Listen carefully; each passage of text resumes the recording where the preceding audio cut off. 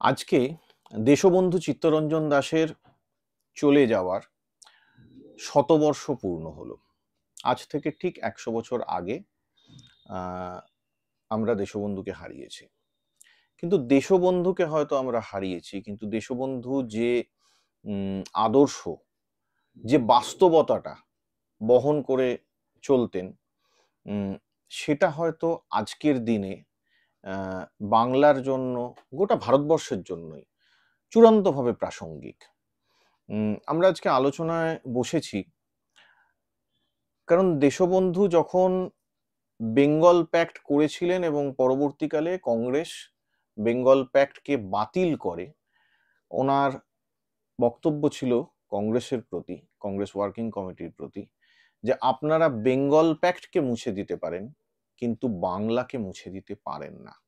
আজকে আমরা যারা বাঙালি, আমরা দেখতে পাচ্ছি যে বাংলার উপর কি চূড়ান্ত বঞ্চনা চলে যাচ্ছে, নিদারুণ বঞ্চনা, এবং সেটা নিরন্তর চলে যাচ্ছে। কোনো কোনো সময় আমাদের মনে হয় যে দেশবন্ধু যদি থাকতেন তাহলে কি বাংলা এরকম বঞ্চিত হতে পারত, এটা যেমন মনে হয়। আর আজকে এই যে চতুর্দিকে যেদিকেই তাকানো হয় বিভেদ, সেই বিভেদটা কি এই রকম চরম পর্যায়ে যেতে পারত? কি মনে হয় বর্ণালীদি? দেখো, বাংলা বেঙ্গল প্যাক্টকে মুছে দিয়েছিল কংগ্রেস, এবং তা সত্ত্বেও বাংলাকে তারা মুছতে পারে না। এই যে কথাটা, এই যে ক্ষোভের কথাটা, দুঃখের কথাটা চিত্তরঞ্জন দাশ বলেছিলেন তার দলকে। কিন্তু বাস্তব যেটা, সেটা হচ্ছে শুধু বেঙ্গল প্যাক্ট মুছেনি। বেঙ্গল প্যাক্ট মুছে দেওয়ার মধ্য দিয়ে ভারতবর্ষে যে ধর্মনিরপেক্ষতার যে মডেলের একটা প্র্যাকটিস হয়েছিল, একটা এক্সপেরিমেন্টেশন হয়েছিল, সেটাকেও মুছে দেওয়া হয়েছিল। ফলত এটা আমাদের দুর্ভাগ্য, তার 100 বছর আমরা পালন করছি। এবার রাজনৈতিক দিক থেকে দেখো, আমরা একটা জিনিস খেয়াল করি, সেটা হচ্ছে যে সিপিআইএম তারা যে কংগ্রেসের কাছে হারেনি ভোটে, ব্যাপারটা তো এরকম নয়। বা কেরালাতেও এখন নির্বাচন হবে, হতেও পারে কংগ্রেসের কাছে তারা হেরে যাবে। কিন্তু খেয়াল করবে বা দেখবে, সেটা হচ্ছে যে কংগ্রেসের প্রতি তাদের যে ক্ষোভ, তাদের যে রাগ, সেটা কোনোভাবেই তৃণমূলের ওপর তাদের যে রাগ তার সমকক্ষ নয়। এর কারণ হিসেবে ওরা যাই বলুক, আমরা যেটা বুঝি সেটা হচ্ছে এই যে নীল রক্ত, ব্লু ব্লাডেড পলিটিক্স, এই নীল রক্তের পলিটিক্সের প্রতি বামপন্থীদেরও যে একটা অগাধ শ্রদ্ধা ভক্তি, চিত্তরঞ্জন দাশও কিন্তু এর ভিকটিম ছিল। মানে ব্যাপারটা কিরকম? ব্যাপারটা হচ্ছে যে নীল রক্তের পলিটিক্স মানে কি, মানে শুধু জমিদাররা পলিটিক্স করছে আমি শুধু সেটা বলছি না। আমি বলছি নীল রক্তের পলিটিক্স মানে এটা, সেটা হচ্ছে কারুর সঙ্গে ক্ষমতা ভাগ করব না, এবং সব থেকে তার বড় দার্শনিক বলো, রাজনৈতিক বহিঃপ্রকাশ বলো, সেটা হচ্ছে সবার জন্য সমান আইন। এই কথাটা তো শুনতে ভালো, সবার জন্য সমান আইন। আসলে এই সবার জন্য সমান আইনটা লাভ হয় কার? যাদের নীল রক্ত, যারা সমাজে সবল। আর সবার জন্য সমান আইনটাতে ক্ষতি হয় কার? যারা সমাজে দুর্বল। মানে আমি মেয়ে, তুমি ছেলে, তাহলে কথাটা হচ্ছে সবার জন্য সমান আইন তুমি বললে তোমার লাভ আছে, আমার কিন্তু লাভ নেই। আমার কিন্তু কিছু বিশেষ অধিকার না থাকে, আমি আমার এই দুর্বলতাটা ঢাকতে পারবো না, আমি তোমার কাছাকাছি যেতেই পারবো না। তোমার কাছাকাছি যাওয়া তো পরের কথা, আমি সমাজে ঠিকঠাক ভাবে চলতেই পারবো না, আমার নিজের উন্নতিও হবে না। তাহলে এই যে সবার জন্য সমান আইনটা যে একটা বোগাস কথা, একটা অত্যন্ত বর্বর কথা, এইটা ওই যে কংগ্রেসি যে ধারা, যেটা 1937 সালের যে নির্বাচন হচ্ছে ইউনাইটেড প্রভিন্স, সংযুক্ত এখন ইউপি উত্তরপ্রদেশ, তখন তো ছিল ইউনাইটেড প্রভিন্স। তো সেই নির্বাচনটা এতই নির্লজ্জ একটা নির্বাচন হয়েছিল, তুমি ভাবো সেই নির্বাচনে ইউনাইটেড প্রভিন্সে মুসলিম লীগ কংগ্রেসের থেকে যে বেশি সিট পেয়েছিল তা নয়, কিছু সিট পেয়েছিল। এবার ইউনাইটেড প্রভিন্সের কংগ্রেসের নেতারা মুসলিম লীগকে বলল যে তোমাদেরকে সরকারে নেব না, কারণ তোমরা সংসদীয় গণতন্ত্রের নিয়মে তোমরা পাওনি, আমরা জিতেছি। মানে সেই অর্থে যুক্তিতে তুমি বলবে ঠিকই আছে, এটাই তো নিয়ম, যে জিতবে সেই সরকার করবে। কিন্তু তখন তো শত্রু তোমার ইংরেজরা, আর এরা তো সবাই তথাকথিত বিরোধী পক্ষ, স্বাধীনতার জন্য তারা দুটো দল, তারা নিজেরা অন্তত তাই বলছে। তাহলে কথাটা হচ্ছে সেই ব্রিটিশদের বিরুদ্ধে, ব্রিটিশরা সরকারে আছে, কেন্দ্রে আছে, ইউনাইটেড প্রভিন্সে একটা প্রভিন্সিয়াল ইলেকশন হচ্ছে, সেখানে মুসলিম লীগও কিছু সিট পেলো, সব থেকে বেশি পেলো কংগ্রেস। আচ্ছা, স্বাভাবিক বুদ্ধিতে কি বলে যে চলো আমরা একটা জোট সরকার করি, তোমাকে আমি অল্প কিছু মন্ত্রক দেবো, কিন্তু দেবো তো। কংগ্রেসের নেতারা বললেন তোমাদের নিতে পারি, কিন্তু তোমাদের পতাকা টতাকা ছেড়ে আসতে হবে, ব্যক্তি হিসেবে তোমাদের নিতে পারি। আচ্ছা। এবং ওই যে ঘটনাটা, দেখো এই ধরনের ঘটনা যে কোনো শক্তি তো ব্যবহার করবে, মুসলিম লীগের মধ্যেও যারা কট্টরপন্থী তারা কিন্তু এই ঘটনাটাকে ব্যবহার করলো। আর ঠিক তার মানে 1 দশক আগে, মানে 12 বছর আগে, 13 বছর আগে বাংলায় যে নির্বাচন হচ্ছে, সেখানে এই যে বেঙ্গল প্যাক্ট, তার মানে একটু যদি আগে থেকে আমরা ধরি, সেটা হচ্ছে 1920-তে ভারতবর্ষে প্রথম নির্বাচন। আচ্ছা, সেই নির্বাচনটা কংগ্রেস এবং মুসলিম লীগ দুজনেই বয়কট করলো। আচ্ছা, বয়কট করছে, প্রথম অসহযোগ আন্দোলন হচ্ছে, খিলাফত আন্দোলন হচ্ছে, তখন মুসলিম লীগের সঙ্গে কংগ্রেসের একটা বোঝাপড়া। 1916 সালে কংগ্রেস এবং মুসলিম লীগের একটা বোঝাপড়া হচ্ছে, লখনৌ চুক্তি হচ্ছে। তারপরে খিলাফত আন্দোলনে মুসলিমদের একটা, সেই অর্থে কি বলবো, আমি বলবো বাধ্যতা আছে যে কংগ্রেসের সঙ্গে থাকতে হবে, কারণ কংগ্রেসও বলছে আমরা খিলাফত আন্দোলন করব। 1915 সালে মহাত্মা গান্ধী ভারতবর্ষে ঢুকছেন, ঢুকে তিনি বলছেন যে মুসলিম মন যদি আমি না পাই তাহলে আমি ভারতবর্ষে স্বাধীনতা সংগ্রাম করতে পারবো না। এই বলে কিন্তু তিনি কংগ্রেসের নেতৃত্ব পাচ্ছেন, তিনি নেতৃত্বের জায়গায় আসছেন।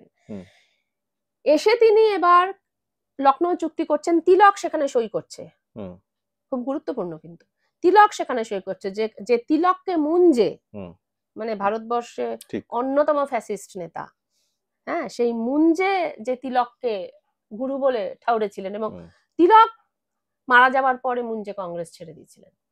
তো ব্যাপারটা হচ্ছে, আর তিনি কংগ্রেস করতে পারেননি, তারপরে তিনি হেডগেওয়ারের সঙ্গে যুক্ত হয়ে গেছিলেন, আরএসএস এ যুক্ত হয়ে গেছিলেন।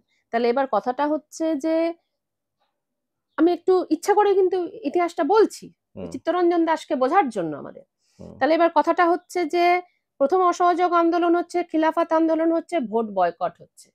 আচ্ছা, এই ভোটটার একটা বিশেষ গুরুত্ব ছিল কি না, 1919 সালে এবং তার আগে 1906-9 সালে মরলেমিন্টো সংস্কার এবং মন্টাগু চেমসফোর্ড সংস্কার, এই দুটো সংস্কারের মধ্য দিয়ে মুসলিমরা কিছু বিশেষ অধিকার পেয়েছিল। ঠিক, বিশেষ অধিকার ভারতবর্ষে যারা সংখ্যালঘু, আমি শুধু সংখ্যার ভিত্তিতে বলছি। 1871 সালে বাংলায় যখন হান্টারের যে তথ্য, সেখানে দেখা যাচ্ছে বাংলার মতো জায়গায় যেখানে মুসলিমরা 55% আর হিন্দুরা 44%, সেখানে বাংলায় দেখা যাচ্ছে সরকারি যে আধিকারিক, সেখানে মুসলিম সংখ্যা হচ্ছে 92 আর হিন্দু সংখ্যা হচ্ছে 680-81। তার মানে মুসলিমদের সামাজিক অবস্থাটা আমরা বুঝতে পারছি, তাদের শিক্ষা দীক্ষাগত অবস্থাটা বুঝতে পারছি, তারা এগিয়ে না, হিন্দুরা এগিয়ে বুঝতে পারছি, সংখ্যায় যদিও হিন্দুরা কম। আচ্ছা, এবার 1909 সালে, তারপরে হচ্ছে 1919 সালে দুটো সংস্কারের মধ্য দিয়ে মুসলিমরা কিছু বিশেষ অধিকার পেল, যেটাকে আমরা বলি পৃথক নির্বাচক মণ্ডলী, সেপারেট ইলেক্টরেট। আচ্ছা, মদন মোহন মালব্যরা এটার বিরোধিতা করবে, এটা স্বাভাবিক। মদন মোহন মালব্য 1905 সালে কংগ্রেসের প্রেসিডেন্ট। লালা লাজপত রায় এটার বিরোধিতা করবে, এটা স্বাভাবিক। আচ্ছা, দাদা ভাই নাইরোজি এবং আমাদের গোখেল, তারা তো উদারবাদী মানুষ, তাহলে তারা কেন 1905 সালে যখন বঙ্গভঙ্গটা অ্যানাউন্সড হচ্ছে, তারা বাংলার যারা উঠতি মুসলিম নেতা তাদের সঙ্গে বিন্দুমাত্র কোনো আলোচনা না করে ব্রিটিশদের কাছে গিয়ে বললো আমরা এই বঙ্গভঙ্গ মানি না। তোমার আমার কি মনে হবে যে বঙ্গভঙ্গ কেন মানবে? বঙ্গভঙ্গ না মানাটাই তো ঠিক, বঙ্গভঙ্গ না মানাটাই তো ঠিক। আচ্ছা, কিন্তু মুসলিম মূর্তি নেতাদের কি মনে হবে? যে ইস যদি আলাদা হতো, তাহলে আমাদের বেশি যদি ঝাড়খণ্ডটা হয় তাহলে আমরা একটু সুবিধা পাই, যদি বিহার থেকে ভেঙে ঝাড়খণ্ডটা হয় তাহলে বিহারে আমরা যে সুবিধাটা পেতাম না তাহলে আমরা সুবিধাটা পাই, যদি উত্তরাখণ্ডটা হয় তাহলে আমরা সেই সুবিধাটা পাই। তাহলে যারা সেই সময় যারা মুসলিম লিডার ছিল তারা বলেছিল যে, তারা ভেবেছিল যে পূর্ব বাংলাটা যেহেতু মুসলিম অধ্যুষিত, ওখানে আমরা একটু বেশি সুবিধা পাবো, ঠিক আছে, খুব স্বাভাবিক, মানে ক্ষমতার ঘোড়দৌড়ে আমি ঢুকতে পারবো। তাহলে যারা প্রাজ্ঞ নেতা, দাদাভাই নাইরোজি, গোখেল, আমি মদন মোহন মালব্যের কথা বলছি না, কিন্তু তাদের কাছে আমরা কি এক্সপেক্ট করব, যে লোকগুলোকে নিয়ে আমরা কাজটা করি। যখন পশ্চিমবঙ্গে যখন গোর্খাল্যান্ড আন্দোলন হচ্ছে, তখন প্রাজ্ঞ নেতারা কি করবে, ঠিক আছে তোমাদেরকে আমরা একটা গোর্খা কাউন্সিল দিলাম, তোমরা কিছুটা শাসন পাও, আমরা আলাদা রাজ্য করবো না, কিন্তু তোমাদের জন্য একটা বিশেষ অধিকার দিলাম। তাহলে কথাটা হচ্ছে, এটা ছাড়া তো আমি ঐক্যটা রাখতে পারবো না, তাহলে তো ভাগ হয়ে যাবে। যেমন বিজেপি ইচ্ছাকৃতভাবে ঝাড়খণ্ডটা ভাগ করছে, বিজেপি ইচ্ছাকৃতভাবে উত্তরাখণ্ডটা ভাগ করছে, বিজেপি এখন বলছে আমরা বাংলাটা উত্তরবঙ্গটা ভাগ করবো। তাহলে প্রাজ্ঞ নেতারা কি বলবে, যা পারো করো, যা পারো করো, নিশ্চয়ই তা বলবে না, নিশ্চয়ই চেষ্টা করবে যে যাদেরকে নিয়ে কামতাপুরি বলো, অমুক বলো, তমুক বলো, রাজবংশ বলো, তাদেরকে কাছে টানার চেষ্টা করবে, এটাই তো প্রাজ্ঞদের নিয়ম। তাহলে কথাটা হচ্ছে যে সেই সময় গোখেলরা কিন্তু এটা করতে পারেননি।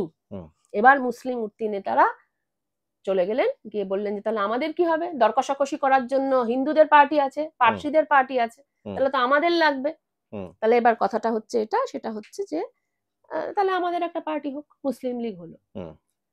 কিন্তু জিন্না কিন্তু কংগ্রেস ছাড়েননি, জিন্না কংগ্রেস ছেড়েছিলেন অনেক পরে। তো আমি যে কথাটা বলছি সেটা হচ্ছে যে এই যে ধর্মনিরপেক্ষ আন্দোলন যদি আমাকে গড়ে তুলতে হবে, গান্ধী অত্যন্ত প্রাজ্ঞ রাজনৈতিক ব্যক্তি, তিনি জানেন যে আমাকে ভারত বিদেশ থেকে এসে যদি আমাকে কংগ্রেসটার নেতৃত্বদায়ী অবস্থানে যেতে হয়, কাউকে তো সরিয়ে যেতে হবে, তাহলে কংগ্রেসের লাগামটা যদি আমাকে হাতে পেতে হয়, মুসলিম জনগণকে আমাকে পেতে হবে, তাহলে বা মুসলিম নেতাদের আমাকে পেতে হবে। খিলাফত আন্দোলনের দিকে উনি গেলেন এবং তিলককে দিয়ে ওই লখনৌ চুক্তিটা সই করালেন, এটা কিন্তু খুব ইম্পর্টেন্ট ব্যাপার।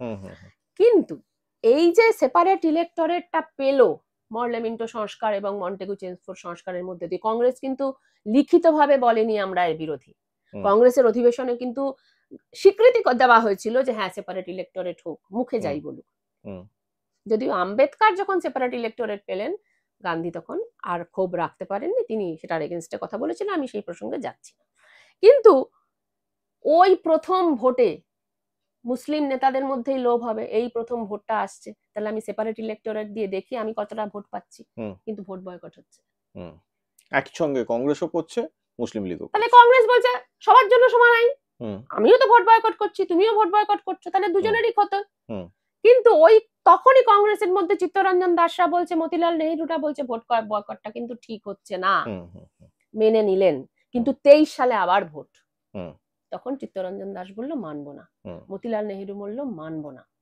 কেন বললো মানবো না আমি সেই প্রসঙ্গে যাচ্ছি না। ইউনাইটেড প্রভিন্স মতিলাল নেহরুর জায়গা, বাংলা চিত্তরঞ্জন দাসের জায়গা, সেখানে মুসলিমরা অনেক জনসংখ্যায়, তাহলে ভোট জিততে গেলে আমার একটা বিশেষ ইলেকটোরাল পলিসি লাগবে, স্বরাজ পার্টি তৈরি করছে। কিন্তু কংগ্রেস আরো, গান্ধী আরো বুদ্ধিমান, তিনি বললেন ঠিক আছে করছো করো, ভোটে লড়ার জন্য গয়া অধিবেশন হলো, ভাগ হয়ে গেল, পরিবর্তনপন্থীরা বললেন যে না আমরা ইয়ে করব, কি বলে আমরা স্বরাজ পার্টি করব, বহু লোক গেল, মতিলাল নেহরুর মতো লোক গেল, কিছু কিছু হিন্দুত্ববাদীরাও গেল, আবার এদিকে সুরাবর্দিও গেল। গান্ধী বললেন কংগ্রেস ছেড়ো না, কংগ্রেস তো একটা মঞ্চ, স্বরাজ পার্টি থাকুক। ওই ইলেকশনটা লড়া হলো, মুসলিম লীগ কিন্তু আর লড়তে পারলো না, কংগ্রেসও লড়লো না, কে লড়লো, স্বরাজ পার্টি। স্বরাজ পার্টি 44-45টা সিট পেল। বেঙ্গল প্যাক্টের মধ্য দিয়ে একটা বিরাট মডেল সামনে আসলো, কিন্তু গোটা দেশে স্বরাজ পার্টি কিন্তু এই প্যাক্টকে নীতিগতভাবে গ্রহণ করেনি, মানে ইউনাইটেড প্রভিন্সেও গ্রহণ করলো, মহারাষ্ট্রেও গ্রহণ করলো, তা কিন্তু হয়নি, শুধু বাংলায় গ্রহণ করেছে। গোটা দেশ মিলিয়ে স্বরাজ পার্টি পেল 45টা না 44টা আসন।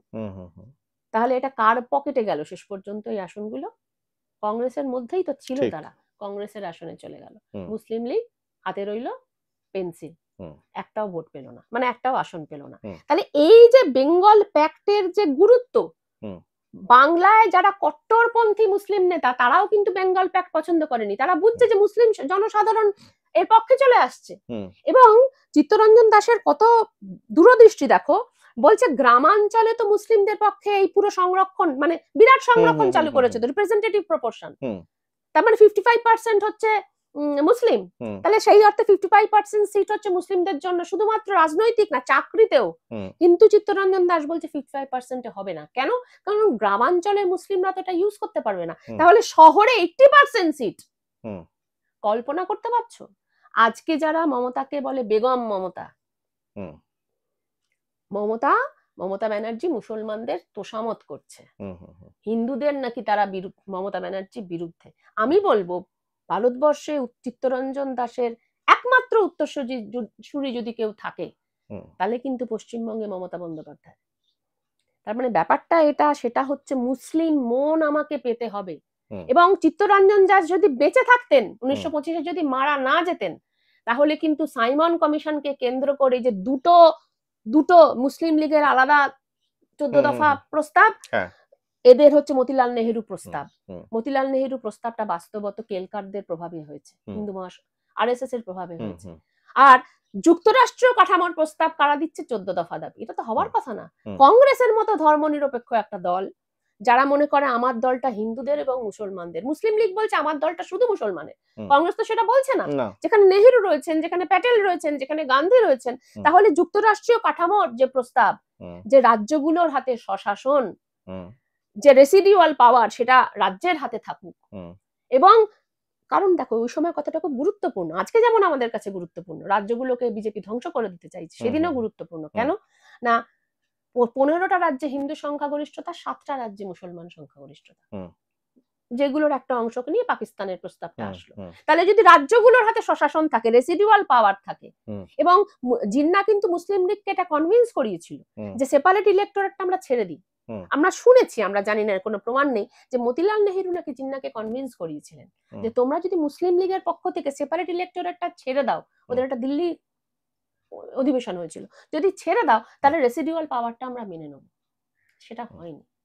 1927 সালে জিন্না বলেছিল পার্টিং অফ ওয়েজ, এবং শেষ পর্যন্ত মুসলিম লীগের যারা চূড়ান্ত কট্টরপন্থী দ্বিজাতি তত্ত্বের যারা প্রবক্তা, আমাদের সারেজাহাসে আচ্ছার যিনি লেখক ইকবাল, তিনি হচ্ছেন সবচেয়ে কট্টরপন্থী। তার সঙ্গে যদি জিন্নার আমরা চিঠিপত্রগুলো দেখি, আমরা দেখবো যে তিনি বারবার জিন্নাকে বোঝাচ্ছেন উদারপন্থী হইও না, আমাদের আলাদা দেশ করতে হবে। তাহলে এই যে কট্টরপন্থী যে মুসলিম মৌলবাদীরা, তাদের দিকে জিন্না চলে গেল। ক্ষতিটা কার হলো? মৌলানা আবুল কালাম আজাদ ভীষণ দুঃখ পেয়েছিলেন বেঙ্গল প্যাক্টকে ধ্বংস করার ফলে।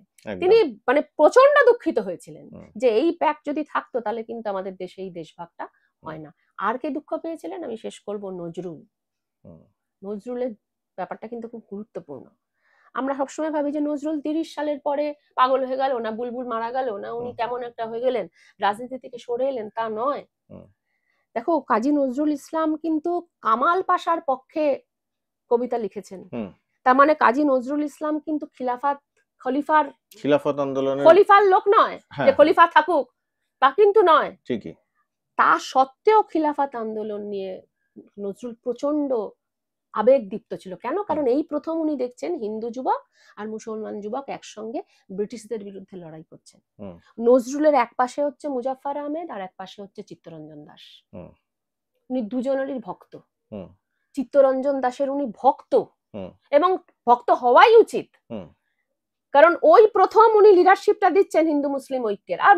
আর উনি তো জানেন সেটা হচ্ছে যে যদি সত্যি ধর্মনিরপেক্ষতা করতে হয় তাহলে দুর্দশা থাকলে, ওনার যে কবিতাটা তো আমরা জানি যে পেটে খিদে থাকলে মানে কি বলে স্বরাজ হয় না, এই কবিতাটা তো আমরা জানি। তাহলে মুজাফফর আহমেদও আছেন, শিশু চায় না স্বরাজ, চায় দুটো ভাত একটু নুন। তাহলে এই যে ওনার এক পাশে মুজাফফর আহমেদ এবং এক পাশে চিত্তরঞ্জন, দুজনেই ওনাকে ছেড়ে গেলেন। চিত্তরঞ্জন দাস মারা গেলেন, আর মুজাফফর আহমেদ আন্তর্জাতিক কমিনটার্নের তত্ত্ব অনুযায়ী তারা একলাচরণের নীতি নিল, তারা সরে গেল। নজরুল একা হয়ে গেলেন, উনি তার রাজনৈতিক জীবন থেকে সরে আসলেন। এত বড় একটা লোক যে একই সঙ্গে খলিফার এগেইনস্টে আবার খিলাফত আন্দোলনের পক্ষে, এটা কিন্তু আমরা ভাবতে পারি না। চিত্তরঞ্জন দাস একটি অত্যন্ত গুরুত্বপূর্ণ চরিত্র, এবং সিপিআইএম এবং কংগ্রেসের এই যে ব্লু ব্লাডেড রাজনীতি, যে সবার জন্য সমান আইন, এটা যতদিন তারা ভাববেন ততদিন ভারতবর্ষে ধর্মনিরপেক্ষতার পক্ষে তাদের থাকা হবে না।